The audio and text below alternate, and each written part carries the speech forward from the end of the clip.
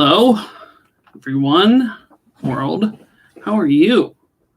I'm trying something a little bit different with setting up and doing a regular live stream, trying it from my main computer, trying it with this new webcam. It's propped up on a Funko Pop, so if it moves or adjusts or anything, we'll figure that out. But let's discuss. It's been a little while. Let's discuss the 2020 Pittsburgh Steelers because I've been kind of out of the loop, to be honest. With no training camp, usually I see them live.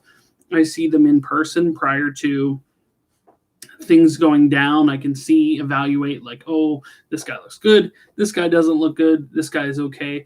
I really haven't got a chance to see hardly any training camp, anything at all. So what we are here to find out is that the 2020 Pittsburgh Steelers, are they championship caliber? Do they have the goods this season?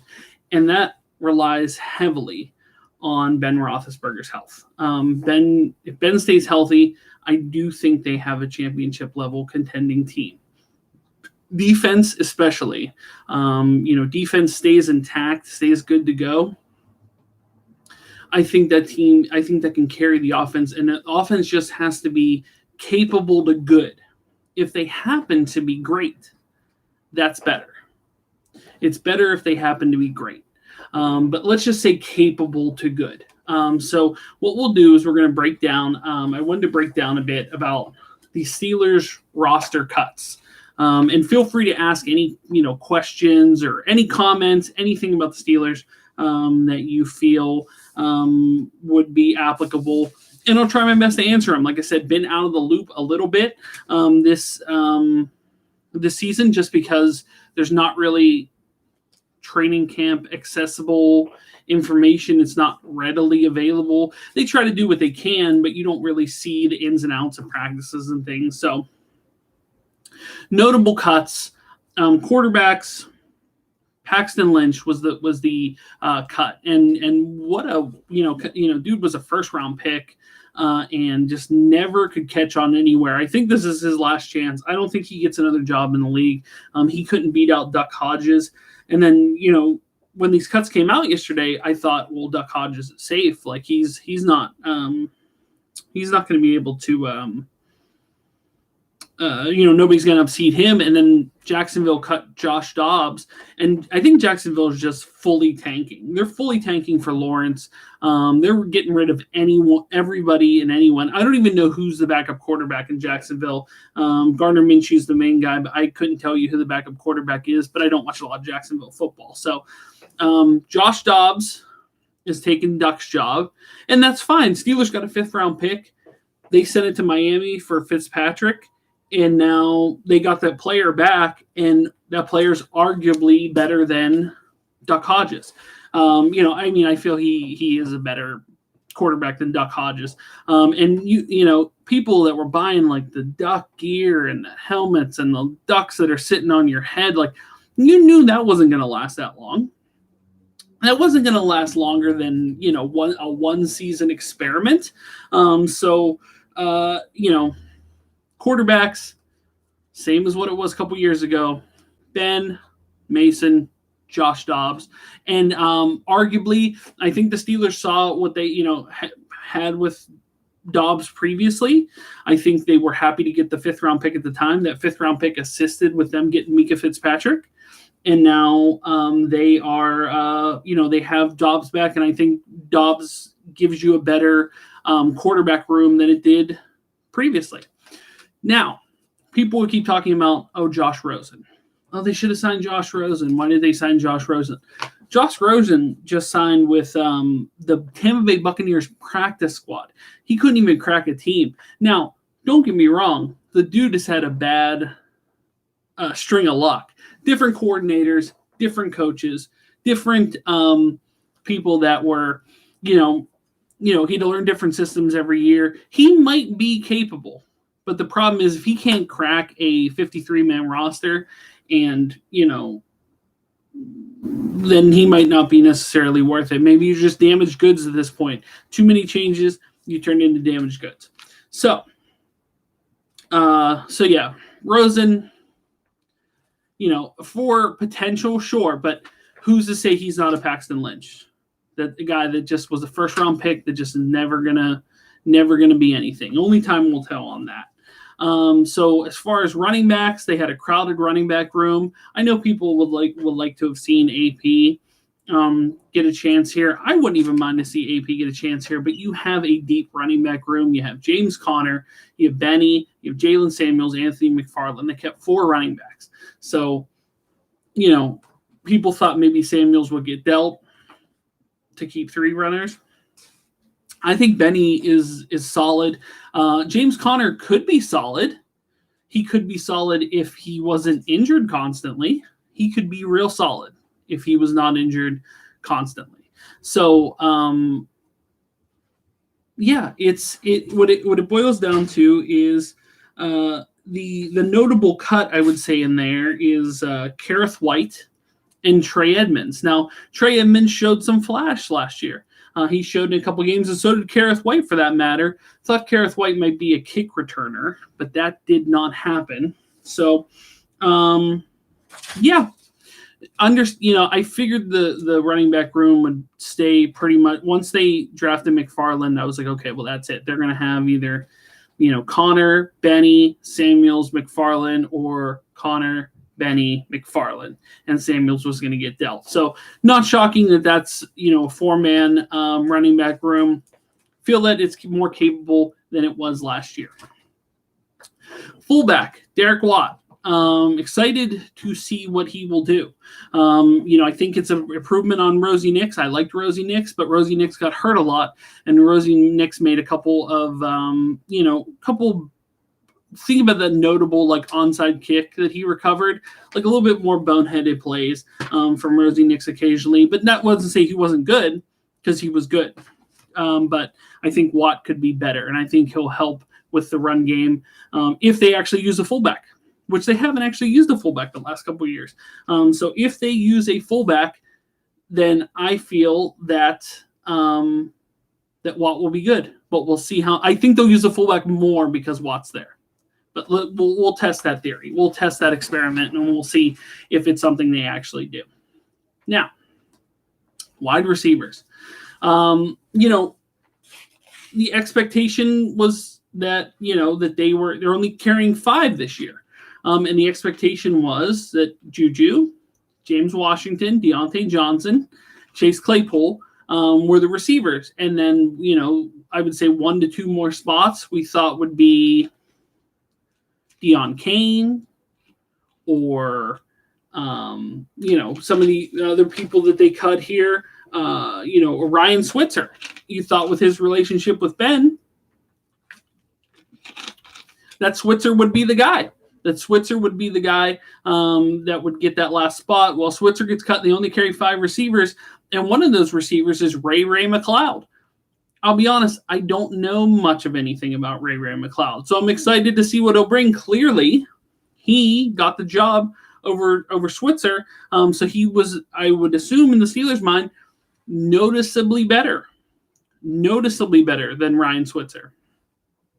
So, very curious to see what he's bringing. Now, if I was the Steelers, which I don't know if anybody's making a claim on him, I haven't seen recently, and I've touted this in draft videos, I've touted this in other things, I would have them take a flyer on Hakeem Butler.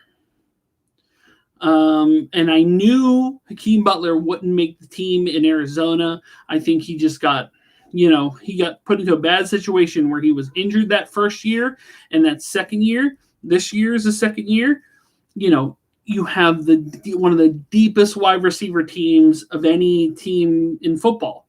I mean, you got Hopkins, you got Larry Fitzgerald, Christian Kirk, Andy Isabella, Keyshawn Johnson. They have so many receivers, and, definitely not someone that, I don't think he could have cracked that lineup. But he is a freak of nature. He's raw. He needs coached up. And I think the Steelers would have had the ability to coach that up. Now, am I to say that he's with more potential upside than Ray McLeod? Hard to say because I know nothing about Ray McLeod, but I would say I'd put a flyer in on Hakeem Butler if it were me. Tight ends, as expected, they actually kept 3. I wasn't sure if they were going to keep 3 or 2. They keep Ebron, Vance McDonald, Zach Gentry. So Ebron, Vance McDonald, Zach Gentry are your 3 tight ends. Gentry, giant target, but who knows if he'll ever become anything. Offensive tackle. You got Villanueva, Zach Banner, and Chucks make the team. Who's starting? I don't know yet. I don't know if they made an official announcement on who's actually getting the starter at the right tackle spot. I haven't checked to see who was in the lead on that right tackle spot. So that will be interesting there. Guards 4. You have DeCastro, Filer, Wisniewski, Dotson. So cool to see Dotson made the team. He was a small town school kid. I know they were high on him. So he clearly impressed enough to make the squad. Surprise at center with 2 centers kept with Pouncey and J.C. Hassenauer. I think, and correct me if I'm wrong, was he on the team last year? He might have been on the team last year as like a walk-on tryout person. So he did make the team this year. So that's cool. That's definitely something that, I'm excited to see. Maybe he's one of those guys. He's one of those AQ Shipley or BJ Finney guys that just like comes out of nowhere and, is just one of those capable, solid guys. So defensive ends, 4. Cameron Hayward, Stephon Tuitt, Chris Wormley, and Isaiah Buggs. Okay, that was about to be expected. Players that were released, defensive end-wise. See if they have it here. The noticeable surprise is the release, finally, of Daniel McCullers. From McCullers' size, he's one of those guys that, he should have been so good. He should have been so good, and he just never was. He just never ended up being any good, and it's unfortunate. But good for him that he stuck on the team for 4+ years, and even showed some, especially last year, actually showed some capable flashes at times. But the problem is they were only flashes. You need someone who's consistent. I feel like Buggs could fill that void, but we'll see how that goes. Nose tackle 2, you have Tyson Alualu and Carlos Davis. Now, was Carlos Davis, I'm trying to remember if he's a guy that they drafted. Was he a guy they drafted, or was he a walk-on? Tell me, because I'm blanking here on that name. That sounds so familiar, but I'm not sure who that actually, I can't remember if he was an undrafted guy or if he was someone that they brought in outside.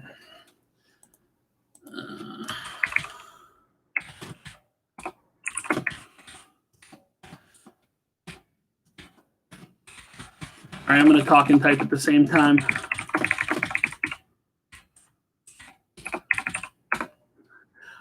So Carlos Davis they did draft. I can't remember what round, but that's, I did want them to bring in a nose tackle. I had plans for other people. I was hoping other people, but maybe Carlos Davis is the, one of those big meaty guys that can fill the McCullers spot. Clearly he beat out McCullers finally, which was, it's good enough for me in that sense.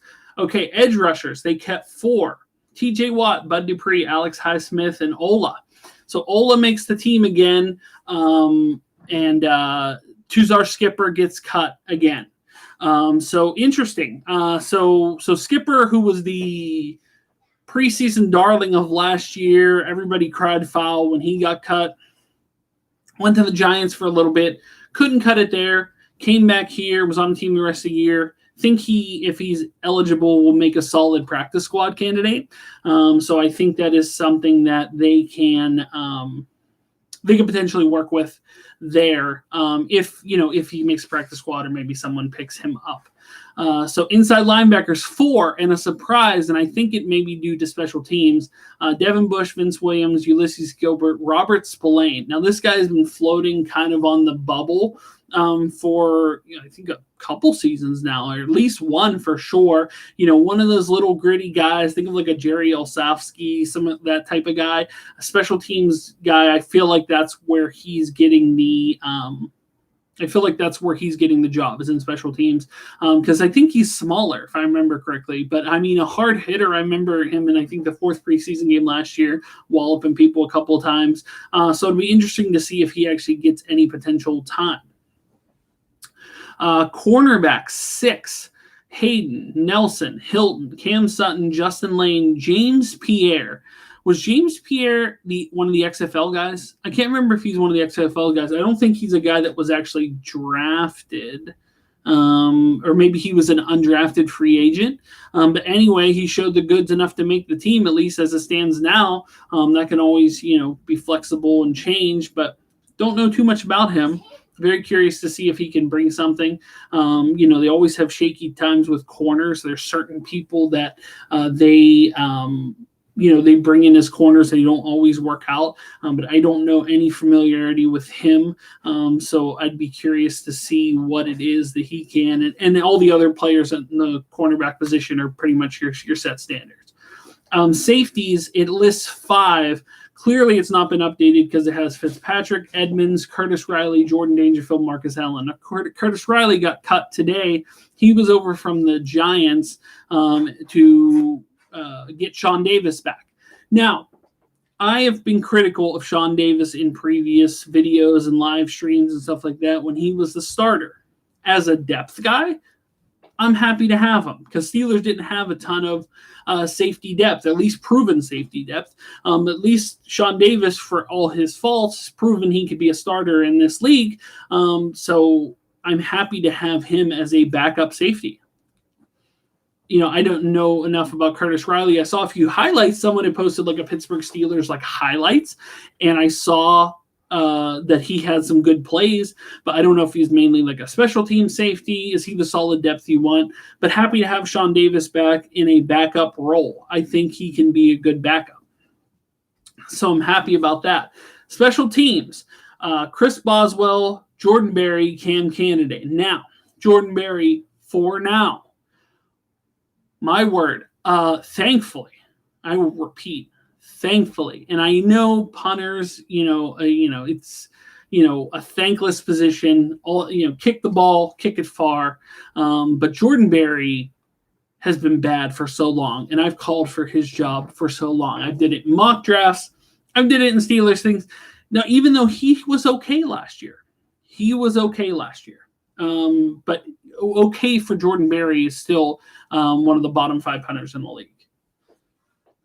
Colquitt, who came over from Kansas City, and I don't know why Kansas City cut him. Maybe he's getting too expensive, or maybe he just had a down year. I'd say even a down year for Brandon Colquitt would have been a all-time year for Berry. An all-time year for Berry is a down year for Colquitt. So if they add Colquitt, which I'm hoping they are, I will be thrilled because Jordan Berry cannot be the punter anymore. Long snapper, Cam Candidate, as expected, and Boswell turned it around last year. Boswell had a better year, so, as long as he keeps it up, I have no problem keeping Boswell there. So that's it. The surprising cuts that I kind of went over a little bit briefly. Ryan Switzer was probably the biggest surprise, just because people were saying he was having a good camp. But obviously he, when the Steelers traded for him, I was like, oh, cool. I've seen this dude, good kick returner, like a gritty little wide receiver. I thought he'd be really good. Never quite panned out. Never panned out for him. So Dion Kane showed some flashes. I know people liked him coming off of the Colts practice squad. Thought he could crack the roster. Surprised that he got beat up by Ray McLeod. So as mentioned, I don't know much about him, so that will be interesting. Let's see. No notable. Darwin Gray, I believe he was a 6th or 7th round pick last year for saying he could not crack the offensive line this year. Defensive backs, the same cut. Antoine Brooks, he was the, I believe, 6th round pick from Maryland this year, safety. So clearly he was not ready. He was not NFL ready, unfortunately for him, because I thought, he had some versatility and somebody that could be good, but he was a 6th round pick, so it's very unlikely if they actually make the roster. Skipper, I mentioned, maybe he cracks a practice squad along with Jerome Elliott. Henry Mondu, I know he almost made the roster. I think he got cut in one of like the final cuts, so maybe he makes a practice squad too. Another long snapper, and Corliss Waitman, who was actually the punter that they had brought in to compete with Barry. So Barry had beat him out surprisingly, because every year they bring in a punter, and I was like, oh, this is the end of Barry, thankfully. But if they sign Colquitt, they will be out of the Barry business, which I am thrilled with. So, what are your thoughts on the Steelers? How far can they go? I feel that they can go as far as Ben Roethlisberger's health goes. I mentioned that at the top of the stream here.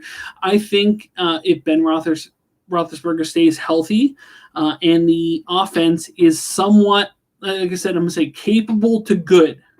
If the offense turns out great, this team is championship caliber, because I think the defense is championship caliber. The defense has the goods. They are championship level. If they remain healthy, the defense is championship level.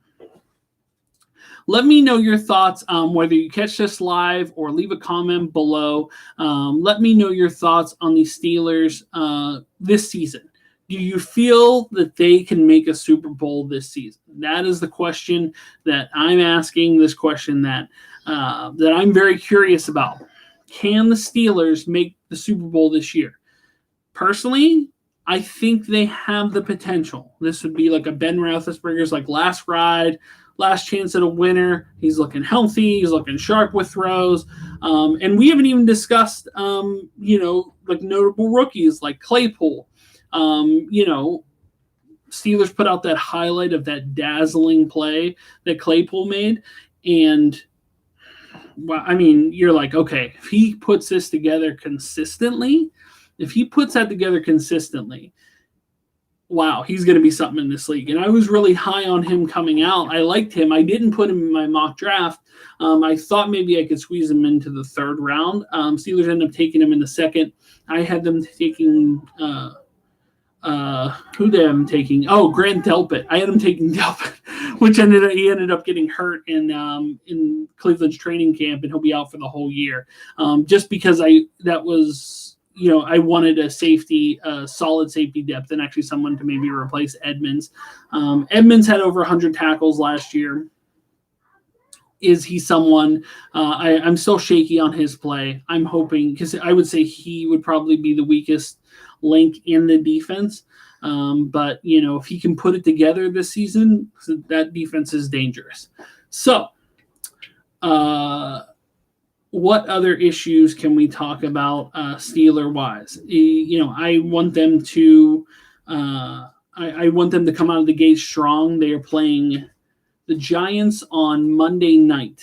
So that is a week and a day from today. And I want them to come out and obliterate the Giants. That's what I'm looking for. Not just beat the Giants handily. And I fully expect them to. I expect them to beat the Giants handily. Now, as far as the issues with this season, as far as the, is the season going to last all 16 games with pandemic and other things going on? So far, the NFL's keeping it contained. Once they're traveling to other cities, doing different things, is that going to affect the season as it moves forward? Possibly, probably. But I'm hoping to get all 16 games. Got some fantasy teams and things going on. Got some stuff into the season, and really looking forward to football. I haven't been into baseball all that much, and been watching basketball a little sparingly every once in a while. But really looking forward. Need football to be back. I miss my sports, and I need football to be back. So let me know your thoughts on this Pittsburgh Steelers season. I've been rambling on here for about 25 minutes. Let me know your thoughts on the Pittsburgh Steelers, the surprising cuts. I feel that this team is definitely playoff caliber, if not Super Bowl caliber. I'm biased as a Steeler fan. Like I said, it all relies on Ben Roethlisberger's help. Leave a comment, whether you watch it now, whether you watch it post-live stream. Leave a comment down below and let me know your thoughts on the Pittsburgh Steelers of 2020. And guys, thank you so much for watching. If you are new here, There's a link to Patreon. You can support me. There's a link in the description below if you would like to buy a t-shirt. Like, let me kill myself here. Like this t-shirt. There is a link in the description below there.